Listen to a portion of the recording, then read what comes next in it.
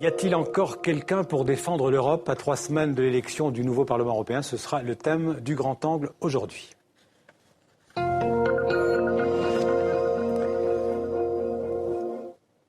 Alors avant de lancer le débat avec nos deux invités, je vous propose de rafraîchir nos mémoires sur ce qui a été fait par l'Union européenne ces 5 dernières années. En gros, depuis le début de la crise économique et financière dont nous ne sommes pas encore sortis d'ailleurs. Dans ce domaine économique et financier, pas mal d'avancées comme l'union bancaire par exemple ou la lutte contre le secret bancaire, même si des progrès restent à faire. En revanche, toujours pas de politique étrangère et de défense commune, que ce soit en Ukraine ou en Afrique. Les explications de Stéphane Stasi. La crise et les difficultés des pays du Sud, voilà ce à quoi ont été confrontés la Commission Barroso et le Parlement européen ces 5 dernières années.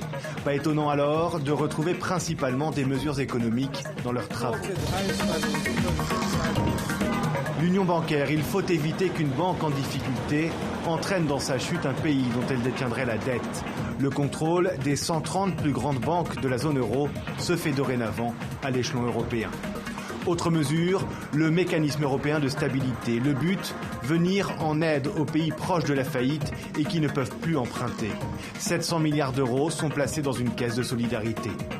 Enfin, le pacte budgétaire, c'est la règle d'or, l'obligation pour les pays européens d'équilibrer leurs comptes. Il y a sanction si le déficit dépasse 3% du PIB. Autre mesure économique, la lutte contre l'évasion fiscale. C'est un des chantiers de la dernière mandature, avec une levée du secret bancaire dans les pays européens. Le Luxembourg et l'Autriche, qui bloquaient le projet élaboré depuis 2008, ont fini par céder cette année. C'est un exemple concret de ce que peut faire l'Union européenne pour le portefeuille de ses ressortissants. La fin du roaming, c'est-à-dire la surfacturation des opérateurs téléphoniques en dehors de leur pays. Le prix des appels sera identique dans l'Union européenne à partir de 2015. Des mesures sur le plan économique, mais l'Union européenne s'est montrée beaucoup moins efficace dans d'autres domaines. On peut parler de diplomatie hésitante. C'est le cas notamment avec l'Ukraine, la Crimée annexée par la Russie, une crise qui s'envenime aux frontières de l'Europe sans que Bruxelles ne réagisse efficacement. Il y a aussi l'exemple de la Centrafrique. Il aura fallu des mois de tergiversation avant qu'une force européenne soit opérationnelle. 150 hommes pour le moment, principalement des Français. Ils seront 800 en juin, peu en comparaison des 12 000 casques bleus qui seront déployés en septembre. L'Europe n'a su faire face à l'afflux de migrants dû aux révolutions arabes. En témoignent les drames de Lampedusa. La réponse européenne s'est faite sur le plan national plus que fédéral. C'est d'ailleurs l'un des thèmes majeurs de la campagne européenne. Alors avec nous en plateau pour parler de cette campagne européenne, deux invités. D'abord Pascal Durand, bonsoir. Bonsoir. Alors vous êtes le secrétaire général vous avez été le secrétaire général d'Europe Écologie Les Verts. Vous êtes aujourd'hui porte-parole d'Europe Écologie Les Verts. Vous êtes aussi tête de liste dans la région Île-de-France pour ce même parti, donc pour les élections européennes du 25 mai prochain. Il faut rappeler qu'aux dernières élections en 2009, les écologistes français avaient obtenu plus de 16% des voix, donc ce sera probablement difficile de faire aussi bien cette année. Alors en face de vous, Bernard Guetta, journaliste, chroniqueur de politique internationale sur France Inter et à Libération, au quotidien Libération. Vous connaissez bien l'Europe, en particulier l'Europe de l'Est, et vous publiez Intime Conviction, comment je suis devenu européen, aux éditions du Seuil. Alors aujourd'hui, nous avons décidé de donner la parole à deux pro-européens. En tout cas, j'espère que vous allez nous le démontrer. Reste à savoir de quelle Europe on parle. L'Union européenne actuelle n'a pas la cote, Bernard Guetta. Tout le monde la critique. On peut dire que quelque part, elle l'a bien cherchée. Oui, bien sûr, parce qu'elle est en retard sur ce qu'elle devrait être, sur ce qu'elle aurait dû être déjà. Elle est en retard, vous l'avez souligné dans votre reportage d'introduction, elle est en retard dans le domaine de la défense. Il n'y a pas de défense européenne, il n'y a même pas, d'ailleurs, à part la France et la Grande-Bretagne, de défense nationale au sein de l'Union européenne. Il n'y a pas de politique étrangère. Mais pourquoi est-ce qu'il n'y a pas de politique étrangère ? La question est intéressante. Pour une raison toute bête. Prenez l'Ukraine. Il n'y a pas de politique française sur l'Ukraine. Il n'y a pas de politique allemande sur l'Ukraine. Donc il n'y a pas de politique européenne. C'est ça qui est... C'est très intéressant de souligner ça parce que quand on critique l'Europe, on oublie de critiquer les pays qui en font partie. Ouais. Et la plupart du temps, les faiblesses de l'unité européenne tiennent aux faiblesses des pays membres de cette union, des pays qui constituent cette unité. Parce que finalement, l'Union européenne, elle n'est encore aujourd'hui que l'addition parfois à bon escient, parfois pas, des nations. Absolument, et une addition souvent d'égoïsmes nationaux. Ouais. C'est-à-dire que pour l'Ukraine, je vais même encore un peu plus loin que Bernard Guetta, l'Allemagne n'a pas de vision vis-à-vis de l'Ukraine, mais en revanche, elle a une vision vis-à-vis de la Russie. Ouais. Et donc, on voit bien par rapport à la Pologne, qui elle en a une vision différente, parce que la Pologne ne veut plus dépendre notamment des importations de gaz russe et appelle en Europe.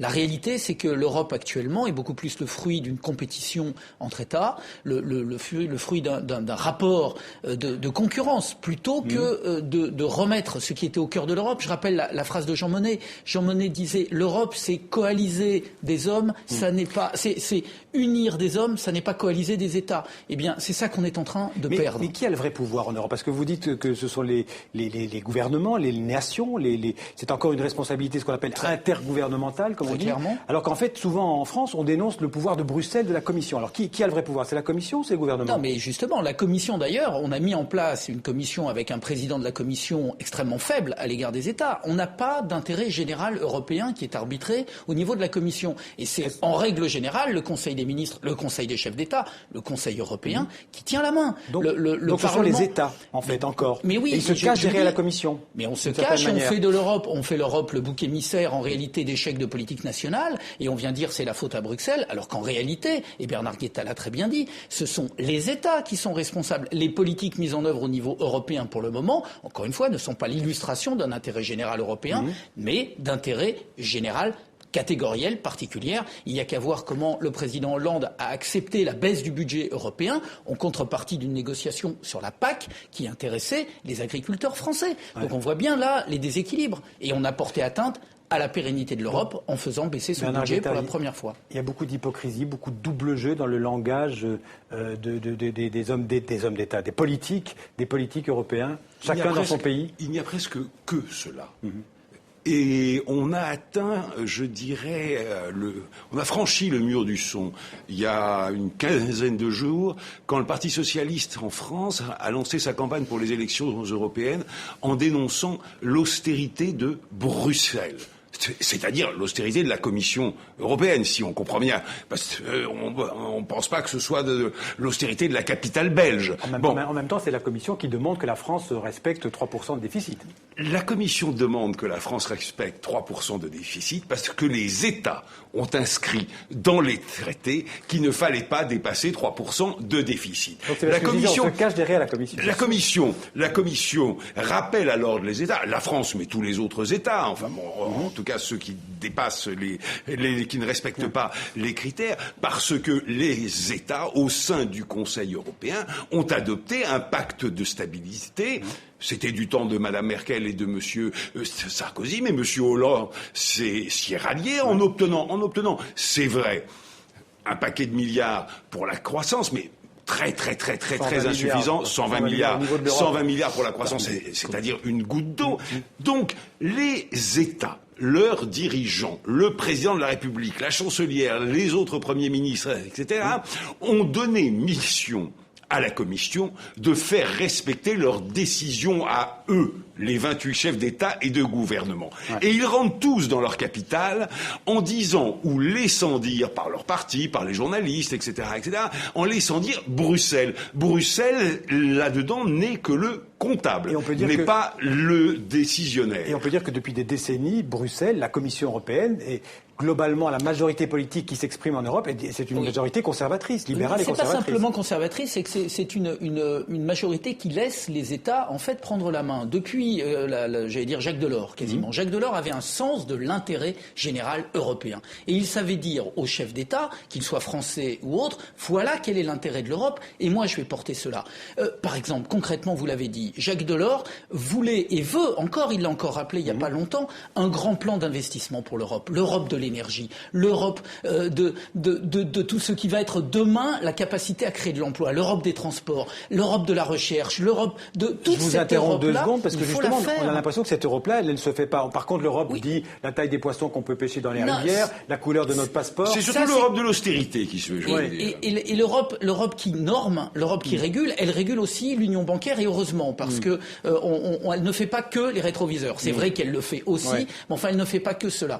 Mais moi, ce que je souhaiterais, parce qu'il faut être optimiste, c'est que la question qu'on doit se poser, et Bernard Guetta la pose régulièrement, est-ce que c'est au niveau de chacun des États franco-français ou allemands ou polonais, en se repliant, qu'on va résoudre les grands défis du XXIe siècle. Ouais. Pour nous, et c'est en cela que nous sommes pro-européens, il n'y a pas de réponse possible en dehors du continent européen. On ne résoudra pas toutes les questions qui se posent, notamment le chômage des jeunes, sans passer par une logique de coopération en Europe. On le voit bien avec Alstom. Mais vous dites l'un et l'autre que l'Europe des 28 telle qu'elle existe aujourd'hui, elle est réformable, ou il faut changer carrément les fondations de l'Europe, c'est-à-dire repartir sur un plus petit noyau. Moi, je suis là-dessus très proche de ce que disait Robert Schuman. Je crois qu'il faut construire des projets et que l'Europe se fait d'abord par des solidarités de fait. Nous n'avons plus... L'Europe est en panne. Elle a un projet qui n'existe plus. Moi, je serais jeune et j'ai des enfants. Je ne vois pas comment leur vendre, entre guillemets, un projet qui soit porteur. C'est pour ça que je dis qu'on a besoin, comme au moment du charbon et de l'acier, sauf que c'était il y a 60 ans, il faut que maintenant, on réfléchisse à nouveau à ce que va être l'énergie dans 10 ans, dans 20 ans, que l'on pense, que l'on imagine l'Europe que l'on veut construire ensemble. On garde l'Europe des 28 ou on rebâtit sur des bases, je sais pas, 6, 7, 10 je pense qu'il faut organiser au sein de l'Europe des 28 et demain des 30 ou des 32 un cœur et une tête de l'Union européenne. Si possible, la zone euro.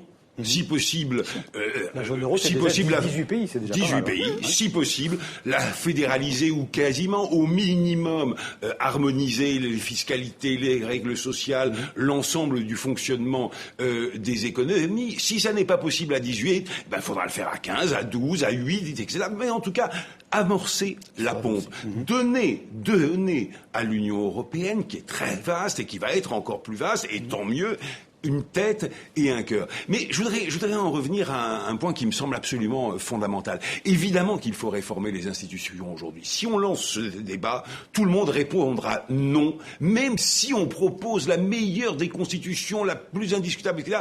Tout le monde dira non. Enfin, en tout cas, une majorité d'Européens, pas seulement en France, diront non parce que aujourd'hui, les gens ne comprennent plus l'Union européenne. Et dans une démocratie, finalement, dire non à ce qu'on ne comprend pas, ce n'est pas si malsain que ça. On ne comprend pas, on dit déficit démocratique, c'est pas une démocratie, c'est des oui, enfin, qu'est-ce que c'est encore que ce truc ? Bon. Et donc je crois aujourd'hui, et je crois que Pascal est d'accord avec moi, je crois qu'aujourd'hui, l'urgence, c'est effectivement les projets, mais dans un domaine véritablement prioritaire, qui est la réindustrialisation de l'Europe. La désindustrialisation de l'Europe des pays européens. Qui créerait des emplois et relancerait la machine. Évidemment, c'est la mère de tous nos problèmes. Et je dirais simplement avec un slogan, qu'aujourd'hui, pour les 7-8 années à venir, l'Europe, ça devrait être 5, 10, 15 nouveaux Airbus dans tous les domaines. Il reste une question, là même pour tous les deux, il y aura probablement beaucoup d'abstention le 25 mai aux élections européennes. Qu'est-ce que vous diriez l'un et l'autre aux électeurs pour les convaincre d'aller voter ?